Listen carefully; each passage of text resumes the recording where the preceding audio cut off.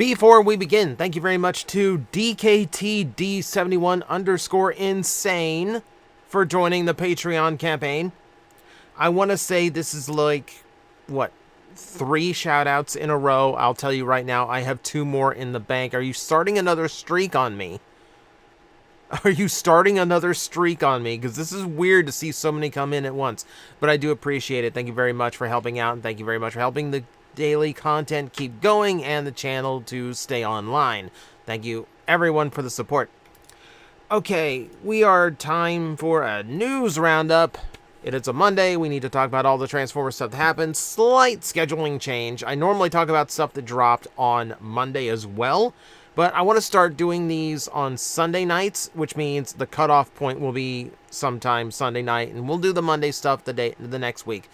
Mostly because I want to get these out earlier, which this one is not out earlier, but I'm going to make an effort. It's also a weird week for Transformer news because a lot of the official channels are quiet, and we're going to be relying on a lot of news coming in from the third parties, the official third parties, the licensees of Hasbro. That said, we do still have a Monster Hunter toy to talk about. I love this thing. So, yeah, this is the crossover figure that is going to steal my wallet immediately. It is Optimus Prime as a Rathalos from Monster Hunter. Look at that. Look at the... Oh, they did such a good job capturing the wings and the design here. I just got the Zoids Rathalos, and it's literally just a sonic bird with some new parts stuffed onto it, and it's a little disappointing. This is all the way, though. I'm so happy with how this is looking. Yeah, it looks like it's obviously the AirRaiser mold again, or at least the engineering of it. It looks like there's very few surviving parts from the original mold.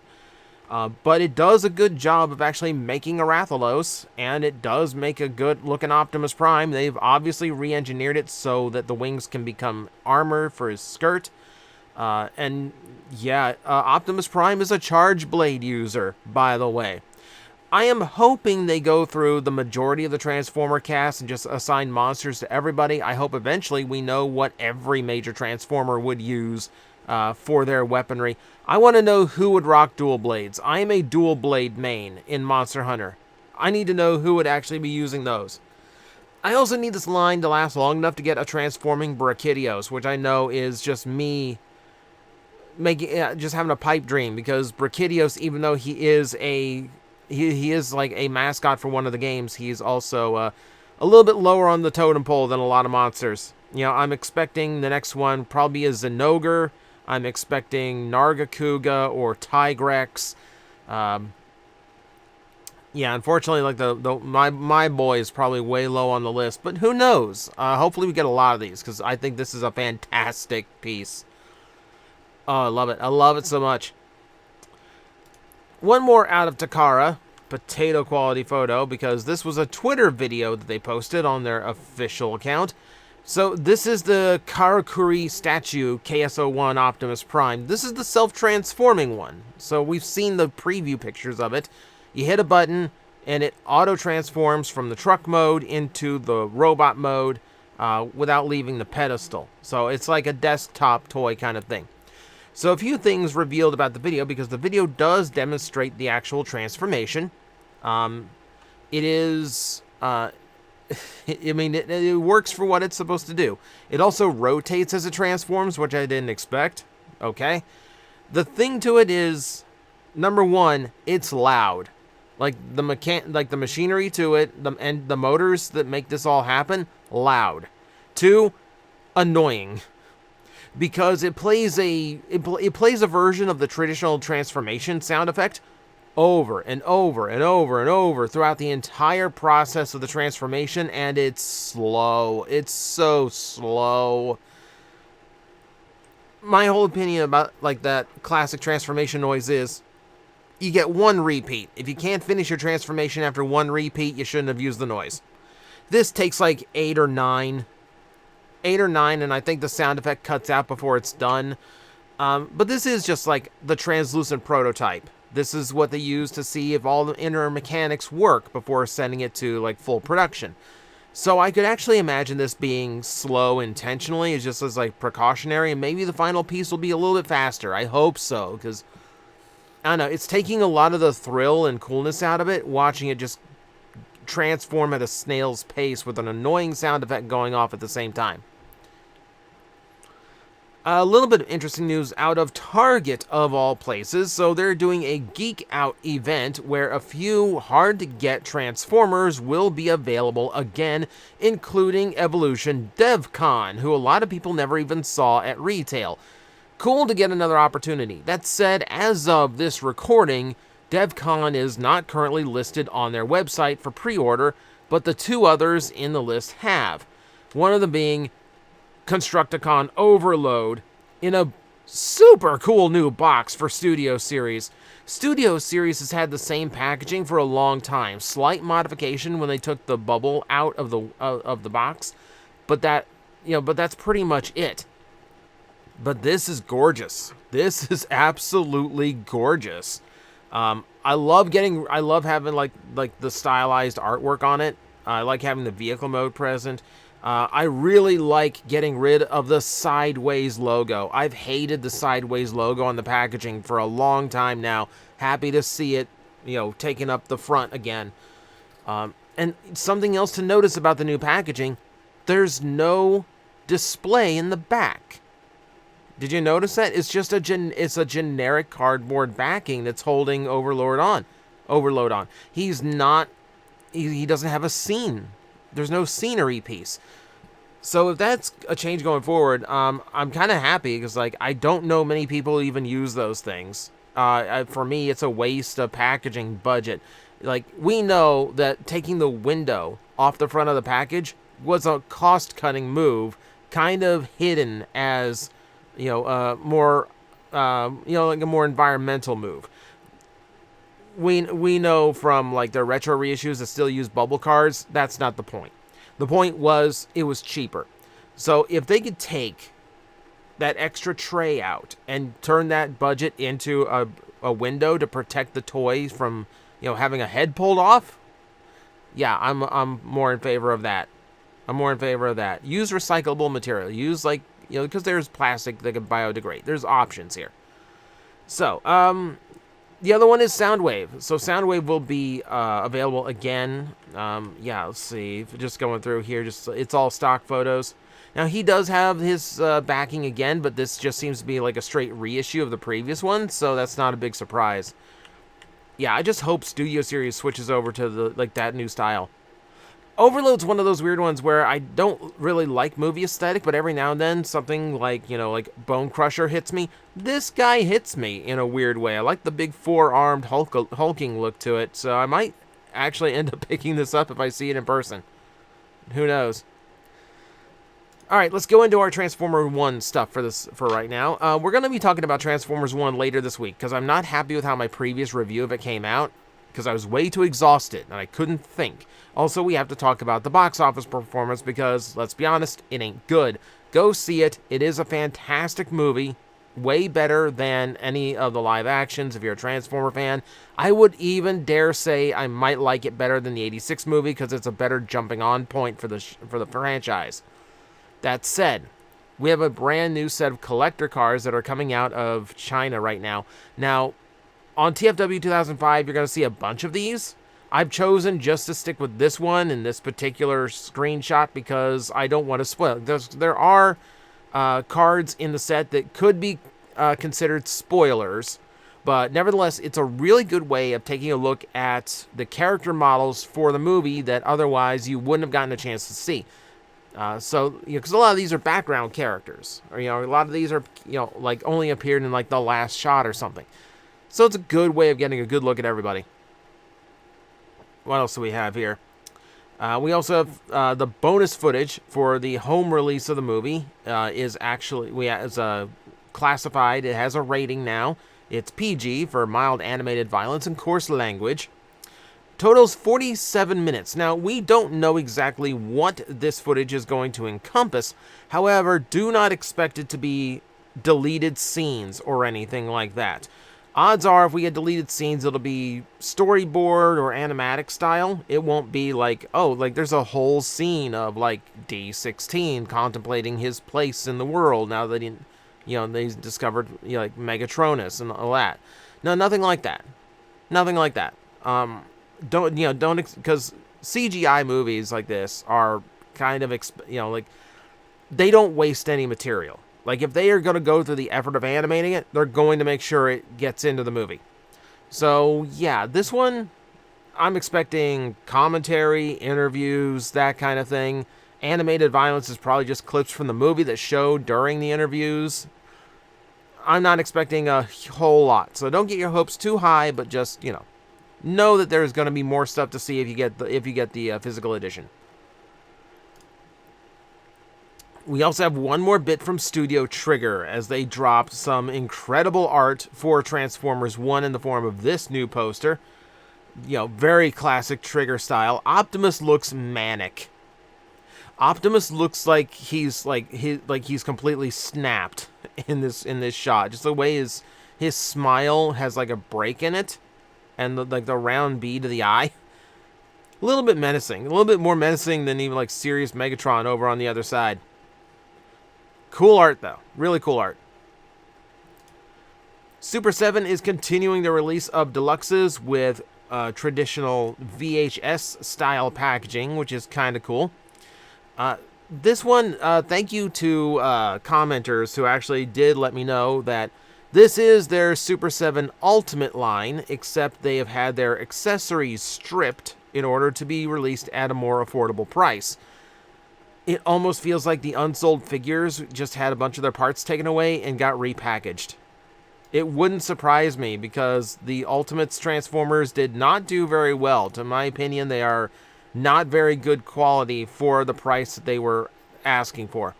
So, sans most of the accessories, as you can see, the surfboard is gone, the extra hands are gone, the Matrix is gone, the only thing he's got left is his rifle. These are now down to a clean $40 as a result.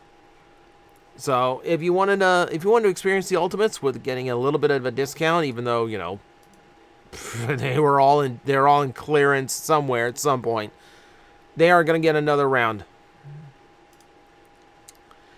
Here's one that I've been keeping an eye on. So Dynamite Entertainment has been doing their Kickstarter for these Transformers G1 artwork collector cards. There's well over 100 cards in the set. They've got foils, they've got signature cards, special art cards, etc., etc. They're treating it like an actual set of trading cards, and there's a lot of different ones to collect. The Kickstarter is live right now. I will leave a link in the description below, so you can go get in on this and make sure you get your booster boxes and packs or whatever you're after for this set. Because it does look like a really cool retro set of cards. Also, backers are continuously getting new things as they add stretch goals. So, like high-quality cards are being added that will be exclusive to the Kickstart. So, if you want to get in on that, if you want to make sure you get your hands on these, and please use the link in the description below to support the Kickstarter. Yeah, I like when projects like this get off the ground so well. So, that's cool. That's cool to see that that's happening. Blockies has shown off a couple of figures that will be coming out relatively soon. So this is for their Galaxy version, their blind box package figures. We've reviewed set 1. Stay tuned to this channel. You will soon see a review of set 5 that are based on Transformers 1. And I've already dug into those. I've messed around with them. Guys, they're better than Series 1. They are better than Series 1. You will see when I post the review. But we show 2 new figures that are going to be available in set 6. One of them being a very G1 Wheeljack, though I'm trying to figure out what if this is a specific Wheeljack because I don't recognize the design on the front of his chest. Might just be stylized. Don't know. But the Megatron is unmistakable. That is IDW Autobot Megatron. I am so happy to see when he gets figures like that. I'm very, very excited for that. If they're going into IDW, I'm doomed.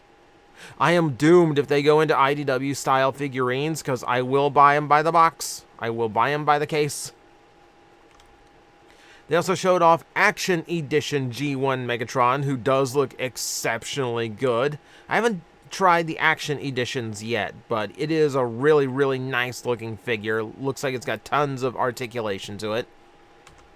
And then the Classic class introduced their B-127 and Sentinel Prime, or no, Starscream actually, from the movies. The Classic class are cool. They work far more like the traditional model kits, and they even they feature light up eyes for they're less than $20 at retail, but they have light up eyes to them, which is neat. Also, that you can see they do come with vehicle modes for other figures. So, like the vehicle mode for Megatron included with Starscream, and B-127 gets the vehicle mode for Elita 1. Interesting that they're mixing and matching like that, but hey, it's to incentivize buying the whole set, and it's a nice little bonus, you know. So, Blocky's doing really cool stuff. Really like their product, so I'm happy to see more coming out. I'm glad to see that the Galaxy versions are going to continue. Prime 1 Studio did their next level showcase recently, which showed off their Dark of the Moon Optimus Prime Weapon Depot, which is the big ring his trailer transforms into to display all of his weapons at once. As far as I know, this is separate from their Optimus Prime statue, so this is just an additional piece if you want to expand on it. So Prime not included, to my knowledge, but yeah, you can see lights all over the place. All the different weapons represented from the movie are in there. Look at the size. Look at the size. I have no idea where I would even begin to have space for this. Even at the toy shop, I would not have space to put this on display. This is absolute insanity. It's really, really cool looking, though. I'll give it that. You know, really, really cool looking. Do I have a price on this? It's because I know this is going to be ridiculous. No information on a price or release date. We're expecting it around the winter time. Yeah, it's going to be one of those ultimate pieces for the Bayverse fans. Minecraft announced a Transformers DLC pack. This is similar to things like their Jurassic Park, where you buy it for like the Bedrock edition, like usually for consoles, and yeah, it basically converts Minecraft into a completely new game based on different big franchises. So for this, you're playing as the Autobots. You've got this that looks straight. It looks like they really just copied Transformers Devastation. I'm not gonna lie, right down to the color of Runabout and Runamuck's clones here. Still looking very Devastation. This looks more War for Cybertron. But yeah, like you get to roam around as one of these 4 Autobots, transform, fight, all that. There are boss fights with major Decepticons. You know, here's the fight with Shockwave. Yeah, it's just a fun little weird thing. You know, like here's Transformers in Minecraft, which is fun. You know, I don't go for these DLCs because I'm usually playing the Java edition for the mods, but I do have the Bedrock edition too, so I might buy this as well, just to try it out, because of course I am. It looks like it's filled with other cameos too. In this shot, not only, of course, you see Teletran 1, but I also see Cup and RC in these shots. Characters who, ironically, I don't think I ever saw around Teletran 1. And then you get skins for the basic character as well, so you can rock Autobot and Decepticon logos during the main game as well. So lots of stuff. Lots of stuff. So fun little times if you're a Minecraft fan. Tecno has announced brand new phones for the Chinese market based on Optimus Prime and Bumblebee. I don't believe there's any way to get these in the US, so you've got to be in Asia for these. This is their Spark 30 series, so very appropriate that they would be Transformers related. And apparently, yeah, Transformers 1 based specifically. Just cool little ways of rocking your Transformer love and picking up a new phone at the same time, if you are capable of picking these up. I have seen these popping up all over the place. It's like that thing that the algorithm drops on me for just ads for like Transformer news sites. So Culturefly is doing melts for Transformers, which is to say little vinyl pieces that are designed like those old ice cream bars you would get from like the ice cream van. looking like the original Transformers with a bite taken out of them, which is a cute idea. You get the gumball eyes, though to be completely accurate, those eyes need to be like completely off center. Like, they should not be where the eyes are. They should be drooping a little bit lower. These look way nicer than any ice cream bar I ever had. Megatron not happy to have a hole taken out of his head. They're just cute little vinyl things. It's a really funny idea. I want to know how you got that bite out of Shockwave without eating his antenna. How did you do that? How did you do that? We've also got a Nemesis Prime and I believe a metallic Soundwave on the way too, so you get like chase pieces as well. It's just a goofy little idea. It's a goofy little idea. And now this technically isn't Transformers news. However, we do need to touch on this because a million people tweeted it at me. So Mizuki Yamada over on Twitter actually posted this with visual effects done by Shotaro Toyota and the music by Kenshin Sakuta. And this is a recreation of Optimus Prime's charge into battle from the 2007 movie, except all of the visuals of Prime have been digitally replaced with Cybertron Optimus Prime. And it's not AI generated either. It's way too nice looking to be, AI generated. Generalist at ILM. So like, there's actually people that are behind this. It looks incredible. Not only does it look incredible, it proves that like traditional Transformer designs would have absolutely worked in live action, so they didn't have to go to like the extremes of the Bayverse aesthetic. But this is just super cool. It's super cool to see my Optimus Prime kind of represented in like full CGI like this. Makes me wish it was the whole thing. But that's going to do it. That will be our news roundup for the week. So as always, I thank you everyone for sticking around and getting your news from me, even though I only do it once a week. But I thank everyone for watching, and I will see you next time.